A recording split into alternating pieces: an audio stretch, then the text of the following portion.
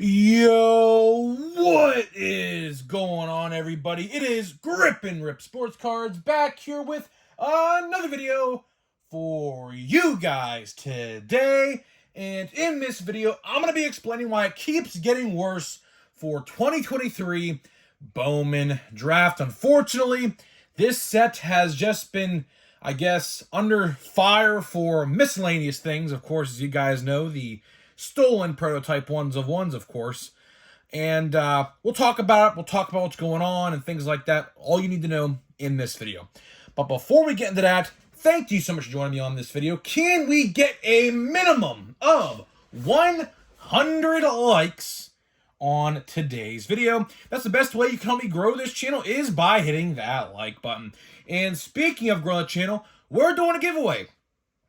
So at 8,000 subscribers, we're giving something away. Don't know what yet, quite frankly, at 8,000 subscribers. All you have to do is be subscribed, like this video, turn on the post notifications for all the content on the channel, and last but not least, leave a comment in the comment section on what you're looking forward to in the MLB season for 2024, and I will pick the winner once we hit 8,000 subscribers. So there is that. FYI, my favorite thing, Andrew McCutchen returns to the Pirates in 2024. How about that?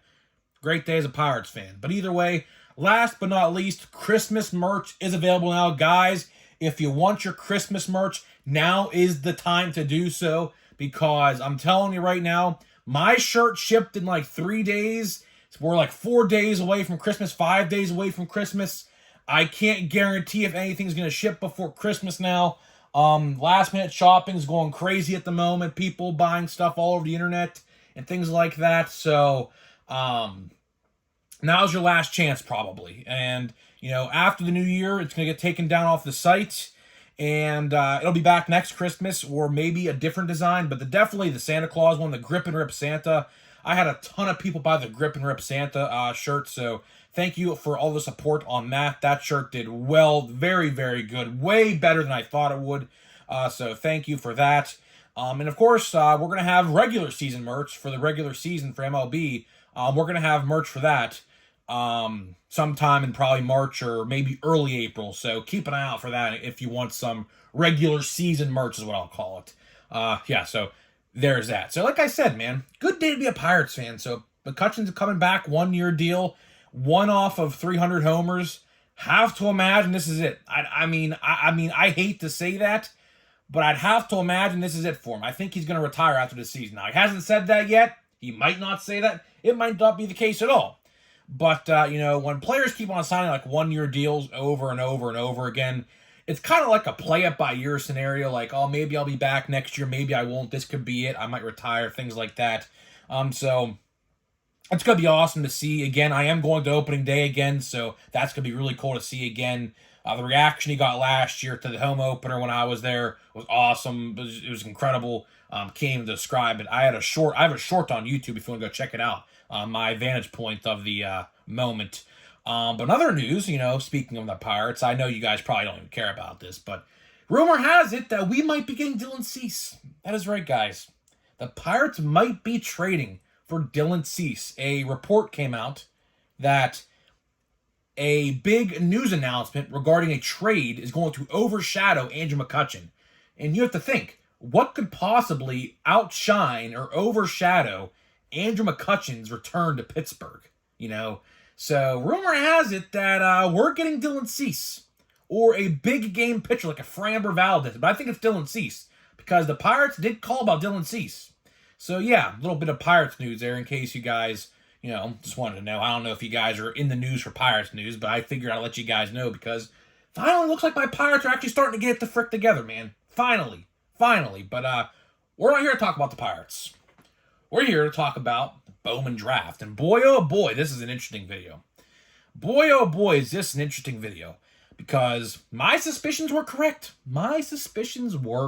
So, in case you guys have been living under a rock the last, like, I don't know, 3 days or so, there were stolen prototype 1-of-1s, 21 of them to be exact, that were posted on eBay from Fort Worth, Texas, right? And it's funny because this eBay seller lives 14 miles from the printing plant. A printing plant, which, by the way, also prints Panini cards, which, in case you guys were unaware, he also had Panini one-of-ones, or, well, prototype one-of-ones, on his webpage as well. So, yeah, so I didn't even know that. That was actually pretty eye-opening to me. So, Topps and Panini both share a printing plant. Interesting. I did not know that until today. And basically what happened was they were confirmed stolen. Don't know how. I'm assuming sooner rather than later. I mean, they're definitely doing an investigation of some sort, so I guess we'll find out eventually what really happened there. But an employee got paid to give it to somebody, or maybe that guy's an employee himself. I mean, who knows, really? Really don't know yet, but we'll find out, I guess, sooner rather than later on that situation. But either way, the point of the matter is they were stolen and or taken out of the warehouse nonetheless. It's theft of intellectual property. That's what that really is. So that's definitely a criminal charge. I mean, whoever did that, I mean, for one, you're stupid. For over a quick buck. I mean, I don't know how many of the guys sold. I think it was like 4 or 5 he sold. So ultimately, I don't know how much money he actually got from selling these prototype one-of-ones. But either way, safe to say, I think that guy's looking at jail time. I'm not a lawyer. Everything is different in every state in regarding laws and things like that. So I'm not entirely sure what's going to go on with that dude or people who committed that crime, because that is a crime. That's stolen, theft of intellectual property. That's what the charge should be, anyways. From my very limited legal experience with that stuff. But either way, not a good look for Fanatics, right? Not a good look for Fanatics. Not a good look for Panini either. I mean, Panini, they're kind of in the same boat here, right? And today, I wanted to discuss a couple reviews because, believe it or not, there are reviews of workers who worked at this facility, and they described their experiences. Now, I don't have the exact quotes on me, but I'll tell you this.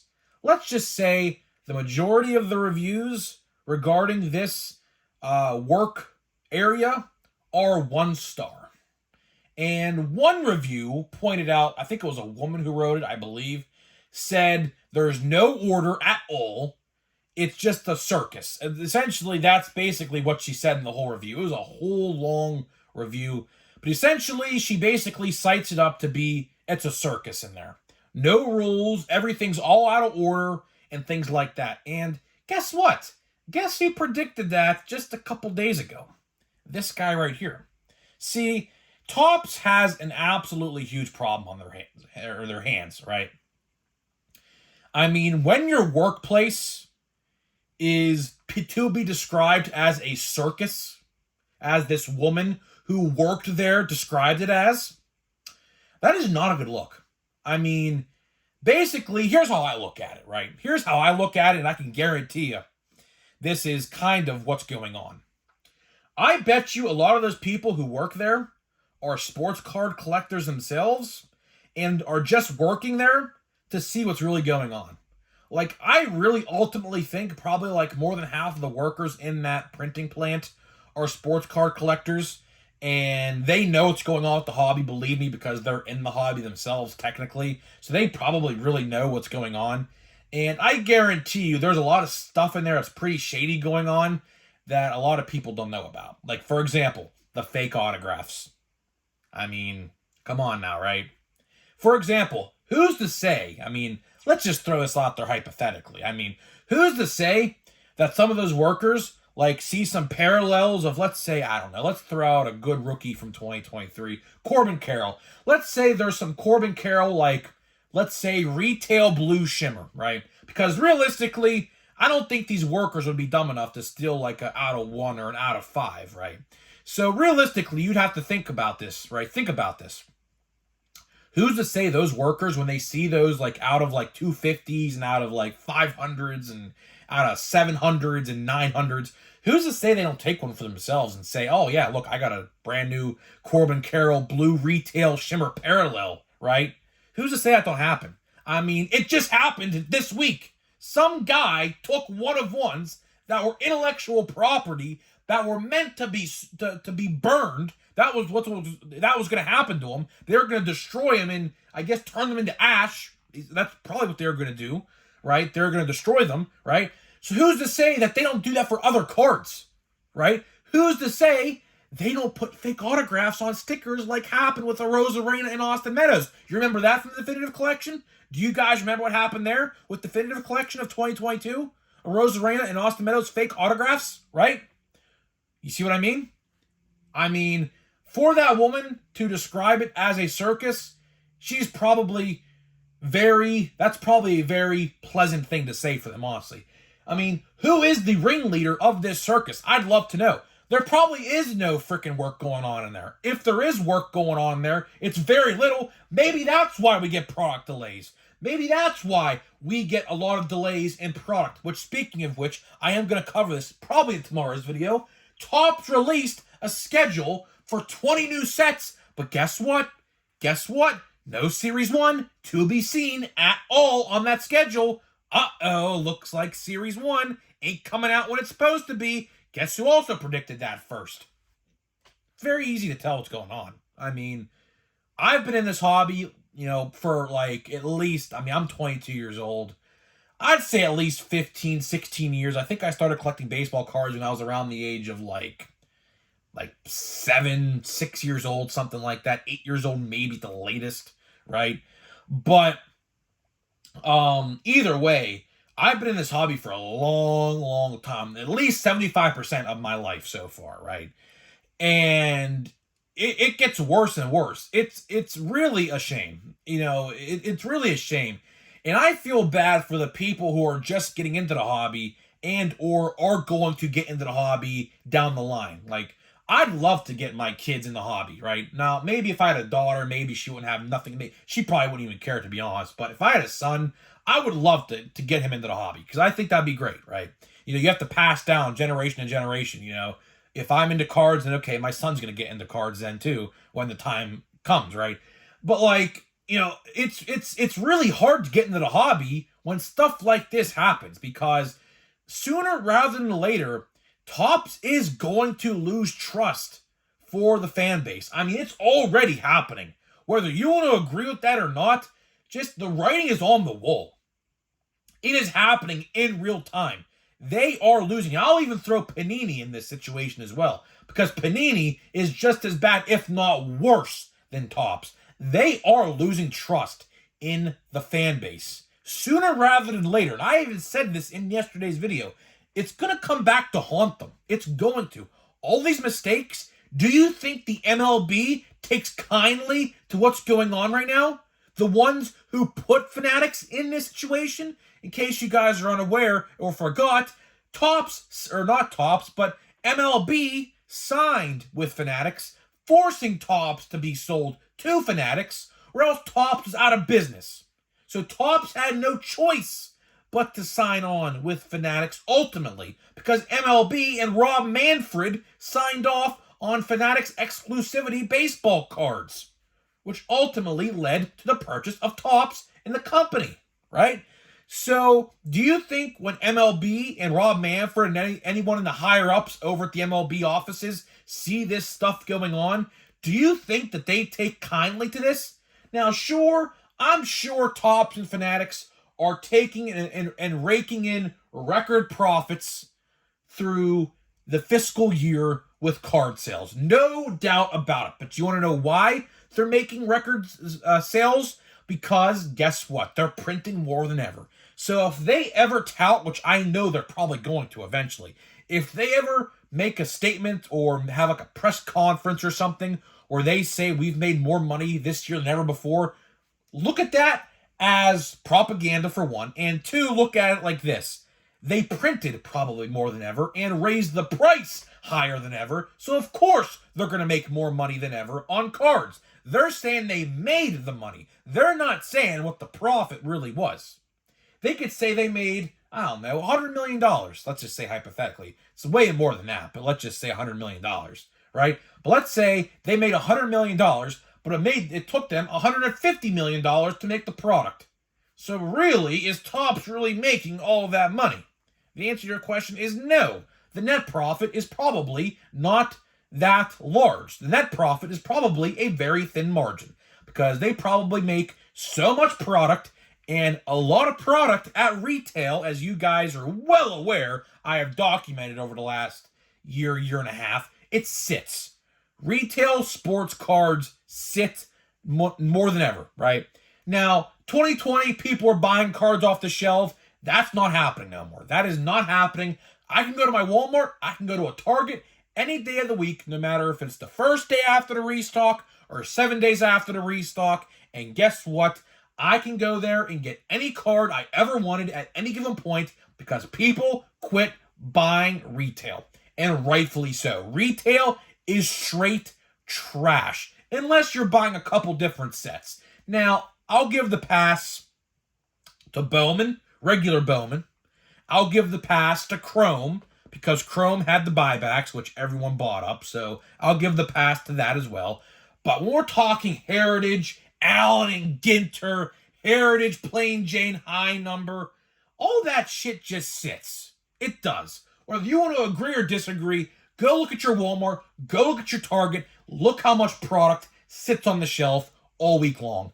Retail's trash. Retail's trash. I'm telling you right now. If I was the CEO at Fanatics, which I know he don't care about expanding the hobby, yeah, you know what he did to the hobby? He put the hobby 6 feet in the ground with a coffin in the dirt on the coffin. That's what he did to the hobby, right? If I was the CEO of Fanatics or whoever's in charge of Topps, I would dramatically, and I mean dramatically, reduce product at retail.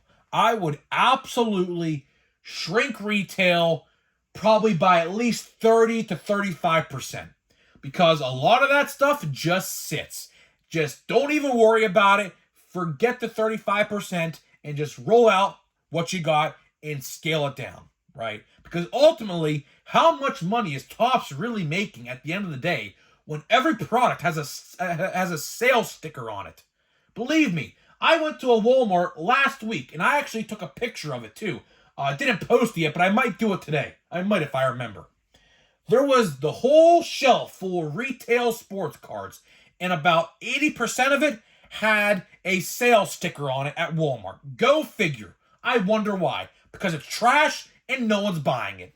Now, sure, once in a blue moon, and I mean once in a blue moon, you could probably find some good stuff in those boxes, but that is few and far between. You'd have to spend hundreds of dollars before you even got something good out of the box. So ultimately, Topps, and getting back to this printing plant fiasco, major change is needed. I continue to say it on everything I talk about. Major change is needed now. We cannot be going on year 3. This upcoming year in 2024 is going to be year 3 of Topps and the Fanatics partnership. We cannot, we will not, and must not be doing the same mistakes we have done for the last 2 years. Because like I said 5 minutes ago, the trust and the trust in collectors is dwindling very quick. And you got to get together. Because guess what? Once you lose that trust, you're never going to get it back.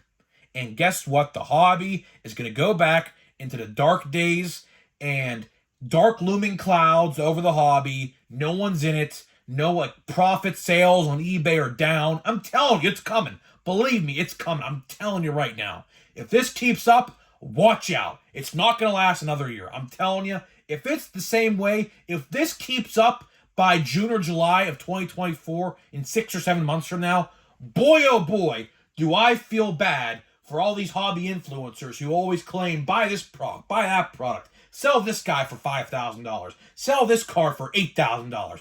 Boy, oh boy, they're going to look like fools. Because guess what? The hobby is going to be in a dark place. Dark times are ahead, I fear, if this keeps up. Mark my words, come back to this video once it happens. Hopefully it doesn't. But guess what? If it does, you heard it here first. I promise you. But guys, that's all I got for you. That's all I got for you. Now we're going to open some packs.